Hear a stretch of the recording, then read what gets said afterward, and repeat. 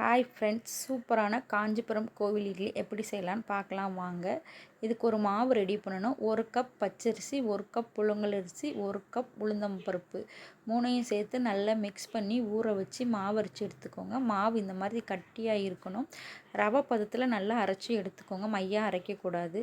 இந்த மாவில் மிக்ஸ் பண்ணுறதுக்காக மிளகு, ஜீரகம், முந்திரி பருப்பு, கருவேப்பிலை, காயப்பொடி மூன்றும் சேர்த்து நெய்யில் போட்டு நல்லா வதக்கி அதையும் மாவில் போட்டு மிக்ஸ் பண்ணிக்கோங்க. அப்புறம் கொஞ்சமாக சுக்கு பவுட்ரு, 2 ஸ்பூன் தயிர் சேர்த்து மாவை நல்லா மிக்ஸ் பண்ணி எடுத்துக்கோங்க. உப்பும் சேர்த்து மிக்ஸ் பண்ணிக்கோங்க.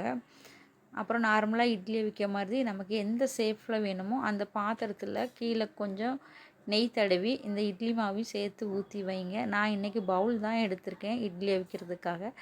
உங்களுக்கு எந்த இதில் அவிக்கணும்னு இஷ்டப்படுறீங்களோ அதிலே நீங்கள் ஊற்றி எடுத்துக்கலாம்.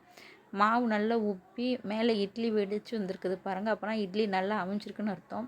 இல்லைன்னா ஒரு ஸ்பூனை டிப் பண்ணி பாருங்கள், கரண்டியில் ஒட்டாமல் வந்துருந்துச்சுன்னா இட்லி நல்லா அவிஞ்சிருக்குன்னு நினச்சிக்கலாம். அப்புறம் ஒரே ஒரு தட்டு இட்லியை வச்சு பார்த்தோம். தட்டு இட்லி மேலே நெய் ஊற்றி பொடி வச்சு சாம்பார் வச்சு சர்வ் பண்ணி சாப்பிட்டோம். சூப்பராக இருந்தது. ரெசிபி கண்டிப்பாக ட்ரை